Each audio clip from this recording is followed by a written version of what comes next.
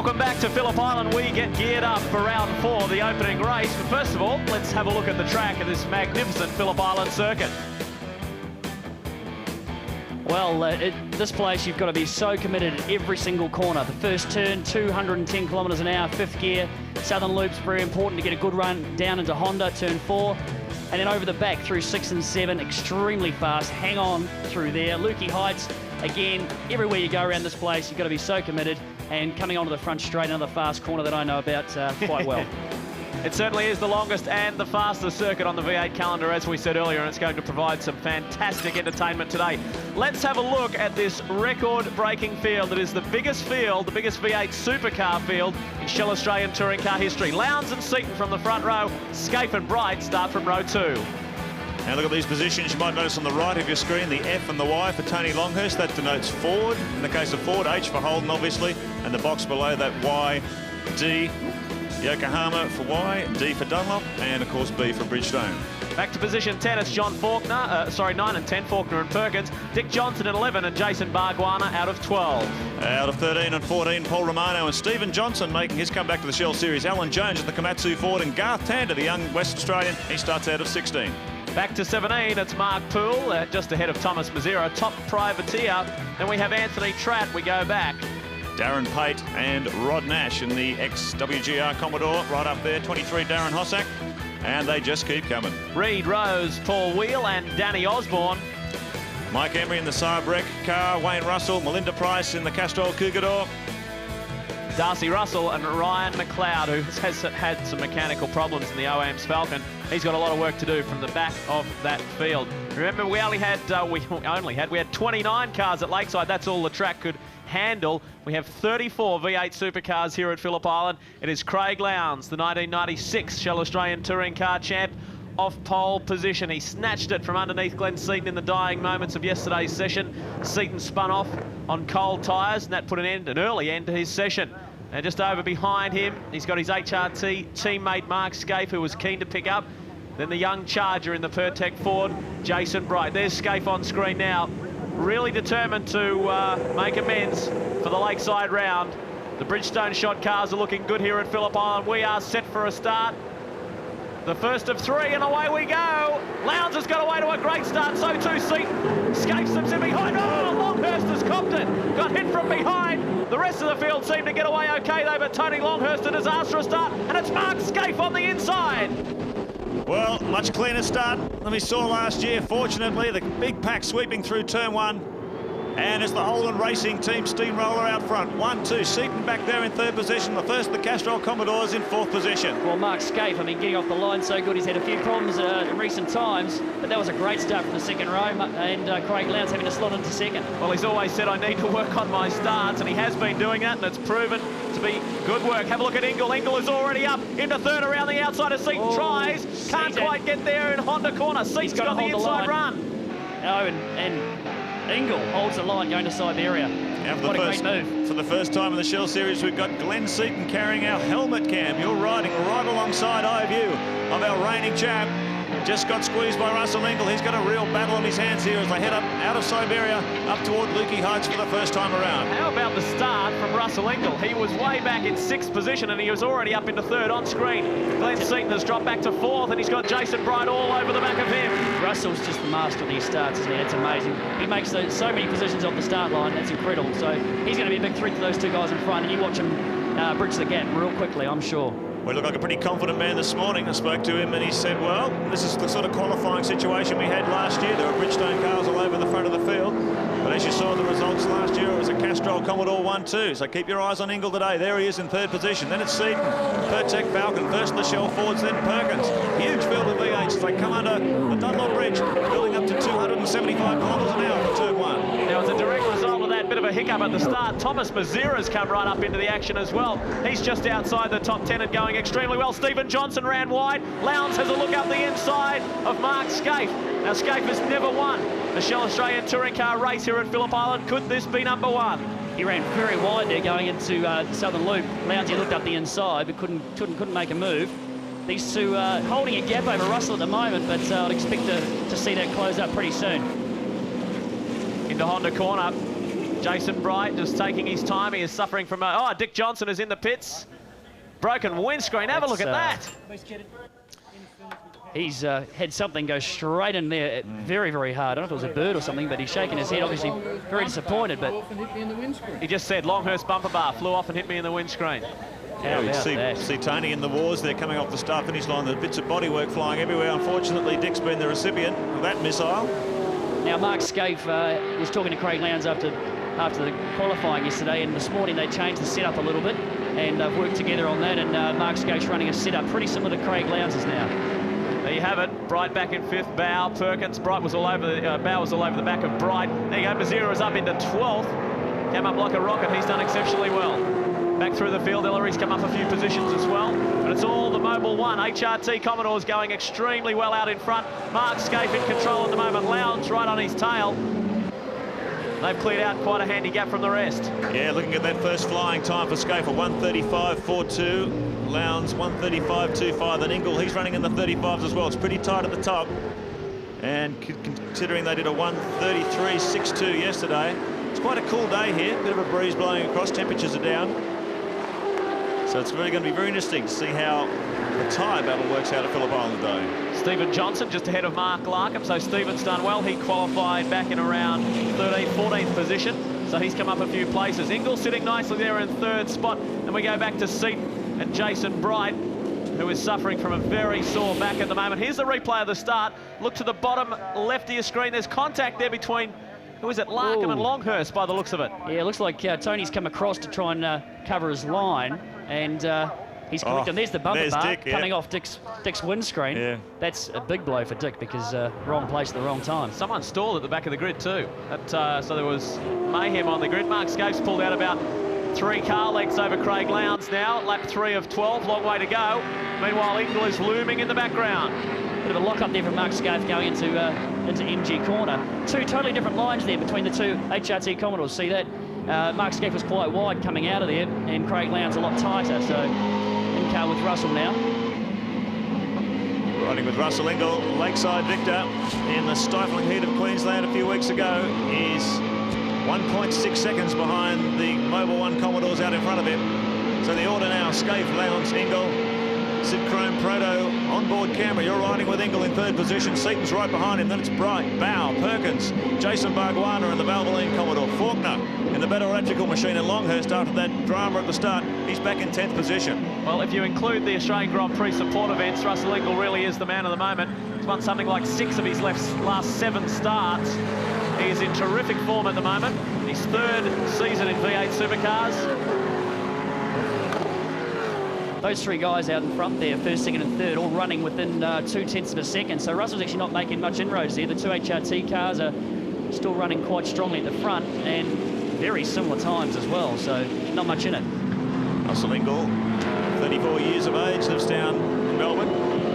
First started racing back in the mid-70s. Pretty impressive record in the Australian Touring Car Championship so far, you can see it there. And a man really on a mission in 1998. He wants that Shell Series crown. Pole position has eluded him though so far. So Ingle in pursuit. Holden Racing Team 1-2 at the front. Glenn Seaton very fast here in the non-qualifying sessions yesterday in this brand new Falcon. Brand new EL making its race debut this weekend, put together by Tony Murphy and the boys, the Melbourne workshop. And he was very, very happy with it in untimed practice. Unfortunately went off in qualifying, which sort of spoiled his run for pole position. He was sitting on pole for most of the time. Just got pipped by Craig Lowndes toward the end. Well, everyone was saying that Glenn was the favourite coming into today's race, and why wouldn't you say that? He's won more races at this circuit than anybody else in the history of racing at Phillip Island. But at the moment, it is all the Mobil 1 HRT Commodores. Mark Scaife leading the way, looking for his very first win here at Phillip Island, with a quite an unhappy run at Lakeside, a 19th, a 9th and a 7th. He wasn't a happy man after that. I'll tell you what, if he stays where he is now, he'll be happy. Well, he's certainly pretty pumped up for this year. There was certainly the tremendous results he had with Peter Brock in his final years, particularly taking pole position at Mount Panorama and at Sandown. Big results expected from him. He hasn't been performing the way he certainly would have liked, and Scaife's really pumped for a big result. He wants to do it at Phillip Island. JB's moved up a couple of spots from his, he started 8th and up to 6th. Again, locking up the front wheel again into Siberia. You can see him just taking a few different lines to what Larry Perkins is there, just to make sure that Larry can't dive the inside going into Honda, which is a very, very good popular passing spot going into that corner. The Valvoline Commodore of Jason Bargwanna is well placed also. He qualified 12th and is up into 8th spot. Here is the Triple M telemetry. Speed and revs. You're riding with John Bow, Shell Helix 18 forward. See road speed on the left of your screen, RPM on the right, and that's brake applications in the middle. Let's go for a ride with John Bow around Phillip Island.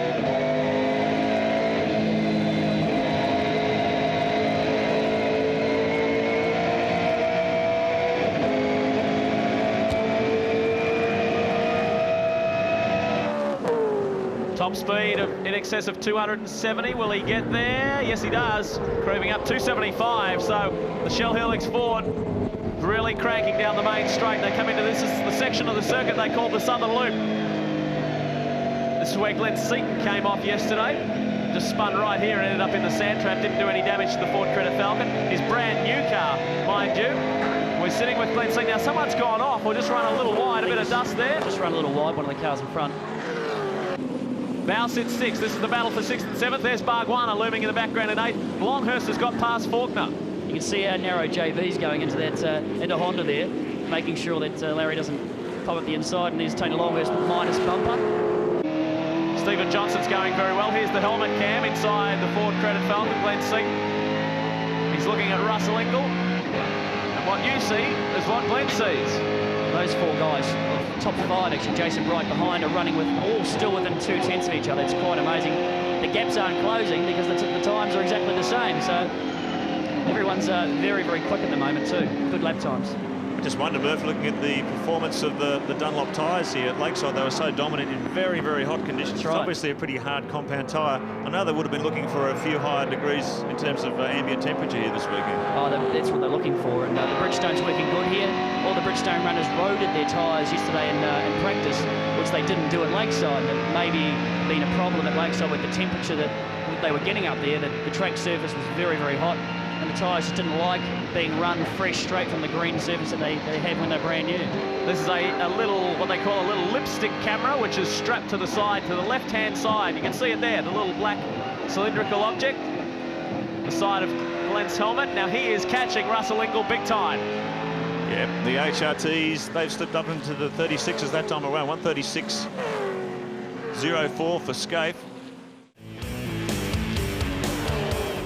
Welcome back to Phillip Island. It's the Mobil 1 HRT Commodores doing the business. Scaife and Lowndes out in front. That's how it's been since the start. Mark Scaife started from 3rd position on the grid, got the jump, and hasn't been headed as yet. It's Russell Ingall back in 3rd. Glenn Seaton is really hassling big time. Now here's a replay. Watch Paul Wheel in the K&J Radiators Ford. Around he goes. That's at Honda corner. Just misses the back of Melrose. And through goes Garth Tander and Steve Reed. 360. Let's hope Paul can keep going. Doesn't appear to be too much damage. Now Scaife has pulled out a little bit on Lowndes there.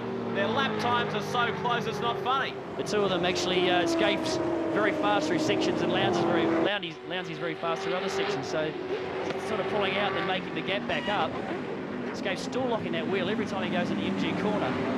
I can imagine, Murph, there must be a bit of a psychological war going on within this team, because Mark Scaife hasn't actually won a round 4 Holden Racing team yet. I know he's hungry for success, so it's a real battle within a battle. Absolutely. Now he's come into the team and hasn't won a race. Lowndes has won a few this year, and Mark, we know how competitive he is, and all he wants to do is win races. So he'll be giving it everything today to try and pull one out of the bag. Synchrome onboard camera from Russell Ingall's car, watching the Ford Credit Falcon and Glenn Seaton creep closer and closer, and someone who's driving a very sensible race in behind him is young Jason Bright in the Pertec Ford. Hasn't done anything silly, just sitting there in 5th, gaining valuable championship points, and he's got a very big following here today from Gippsland, the boy originally who's from Traralgon, now in V8 Supercars and making a great fist of it. Those lap times are so close. I mean, everyone now in the 36s. Here comes Bright, right up into it. So is Seaton being slowed? Is he being held up just a little bit by Ingall? He's definitely caught up to the back of Seaton though, hasn't he? Yeah. This is the battle, 3-4-5. Really, at the moment, you look at those lap times. Scaife a 136.24, Lowndes a 136.34, Ingall a 36.58. Boy, and he's separated by tenths of a second. Very fast bunch of drivers and car combinations in this leading five. And there's a big gap back from Bright to John Bower. Let's look at this in the Shell Helix replay. Another incident. Reed down the inside of Rod Nash. Oh, just a touch. Oh, bit of contact there. Oh, broken window. Smashed the window. Both of them off. It's funny, two ex-Wayne Gardner Racing Commodores spinning in perfect unison. Oh, gosh, where are they going? Oh, Mel Rose sneaks That's the second through. time. Wheel nearly hit Rose before, so Mel Rose has got a good bit of luck on board today. Steve Reed keeps on going. We have got 3 laps to go. Can Mark Scaife get his maiden win here at Phillip Island? I'm talking about a race win. We'll see how we go. He is holding his teammate Craig Lowndes at bay. Well, I wonder if there's any team orders at Holden Racing Team this early in the championship. Well, they won't want to be doing anything silly, I wouldn't think, at this stage. And the race wins at the moment for anyone is very important. So, well, Mark slipped from 2nd to 5th in terms of the championship points as a result of Lakeside. He's not happy about that, and he's giving it his all. This time he wasn't happy with the car yesterday. They did some work overnight. He had some drastic understeer problems yesterday. They appeared to have overcome that. He was happy with it after this morning's free practice session, the warm-up. And those practice starts he did in the warm-up must have paid off. Yeah. So the order now, still Scaife and Lowndes in the Mobil 1 Commodores Eagle in 3rd position. Seaton and Bright, that's the top 5. There's a big gap back, 3 or 4 seconds back to John Bower, the first of the Shell Fords, or the only remaining Shell Ford. Perkins, Jason Bargwana, Tony Longhurst moved up to 9th, and John Faulkner in the Bell Electrical car, he's back in 10th position. Glenn Seaton in the Ford Credit Falcon has got a new partner, a new teammate for the endurance races and perhaps a couple of Shell Australian Touring Car rounds. That is Neil Crompton. He is switching camps from Holden to Ford. Cromley will be on board with the Ford Credit team later in the year. He's here this weekend, watching his new teammate. Because he doesn't look very comfortable just standing around the pits not doing anything. I know how he feels. Thomas Mazera, top place privateer at the moment. He's been having a very good run. Yeah, it's an important comeback year for Thomas Mazera, having severed his links with the factory team. He finds himself back in the privateer ranks and working very hard on a new car down in Melbourne, and looking very much like he wants to get back into the level 1 division. Certainly going the right way about it in the Densitron Commodore. That gap at the front of the field between the two HRT Commodores and the Russell Ingall Castrol Commodore has actually closed down about half a second, and they're definitely coming into the back of Craig Lowndes. They're catching up that trio behind. Here's helmet cam. Look at those lap times too. They're into the 37s now, the 2 Holden Racing Team cars. So Ingall now closing the gap. Oh, Danny Osborne. That's a fire. Now, Can't quite pick up where that is. Can you, Mark? not sure if he's let off the firebomb, maybe. firebomb inside. There's plenty of... Oh, he's got a big... It's over the back. Through the very fast kink before Lukey Heights. Yeah. We go back on board. This is Glenn Seaton, the helmet cam. Now Russell Ingall has drifted away a little bit. How desperate is Glenn to pick up that 3rd spot? We'll wait and see as Lowndes now starts to apply the pressure to Scaife. Seaton and Bright still in touch. I really think actually Mark Scaife is starting to hold Craig Lowndes up. He looks to be in a little bit of trouble, and Craig doesn't seem to be able to find a way past, but the gap has closed dramatically. This is the last lap they're coming into. 4.4 kilometres of racing remaining in Heat 1. Let's see if Mark Scaife can hold out his teammate Craig Lowndes here. Lowndes looks down the inside as they go to the main straight, pull 6 gear under the Donald Bridge. 270 kilometres an hour as they brake and swing through turn 1. Scaife will have his mirrors full of his teammate here, and he'll be very keen to hang on to that number 1 spot down toward the southern loop. Last time Lowndes won a race here, in fact the only time that Craig has won a race here was back in 1996, the opening race. Of course he had that horrific accident with John Bower that year. Things are going much better today. So they're still in the 37s. Everyone's slipping up now. 37.51. Lowndes 37.53, separated by barely 100th of a second. Yeah, big attack. Now it looks like Glenn must have made a mistake coming out of the loop for Bright to make a move like that. And he's dropped back off the back of Russell Ingall also. And look at Ingall, how close he is now to the back of Lowndes. Maybe, if he's within striking distance, he's going to have a go. Remember last year, Russell making a last ditch on the last lap, and maybe again. Bridgestone onboard camera takes you on board Glenn Seaton's Ford Credit Falcon. You're looking back at the Pertec Ford of Jason Bright, one of the sensations of '98, one of the new talent coming on board, and he's done a terrific job. job for Stone Brothers Racing so far this year, sitting in this leading pack, competitive all year. And last time down over Lukey Heights for Craig Lowndes and Mark Scaife. See if Lowndes can make a move up the inside. They won't want any contact here. Completely different lines as Greg Murphy picked up before. Well, looks like Mark Scaife is well on his way. He's going to do it. His first ever Shell Australian Touring Car race win at Phillip Island here. Lowndes, he's not giving up though. Has a look on the inside. Will he pull out of the draft and have a run at his teammate? Here we come. He pulls out of the draft. Craig Lowndes. He's not going to have enough though. Mark Scaife does it. Takes out race 1 here today at Phillip Island. Well done, Mark Scaife. That's a good confidence boost. Craig Lowndes, his teammate, in for second ahead of Russell Ingall. Hung on to 4th ahead of Jason Bright in for 5th. Well, he really needed that, didn't he, Mark Scaife? That's a good boost for the championship too. Yeah, very important as takes the applause from the crowd.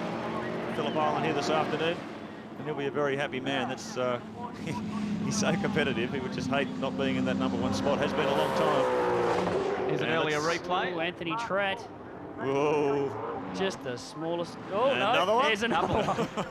The first one wasn't big enough. Yeah, see you, Steve. Around they go. He's looking right at him. Oh, is he going to give him a T-bone? The 2 wins Commodores behind. And Tander in there as well. Oh, they're the 3 teammates. All 3 of those cars out of Gibson Motorsport, Ellery, Hossack and Pate. But here is our man, our main man for race 1, Mark Scaife.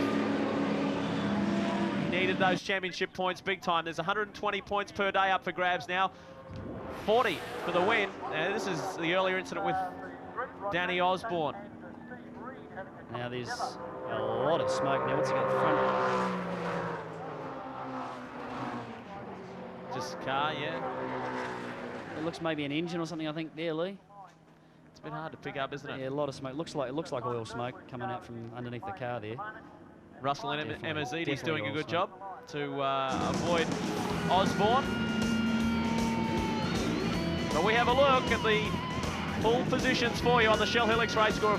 Of course, the HRT 1-2, Scaife and Lowndes. England for a good third ahead of Seaton and Jason Bright, who is in a lot of back pain, has a lot of back pain at the moment, so that was a great job. Bow Perkins for 7th. Barguana held onto his 8th spot from Longhurst and Faulkner. That was unchanged for race distance. Stephen Johnson, well done in his return drive, 11th, ahead of Mark Larkham, Alan Jones, Paul Romano and Mark Poole.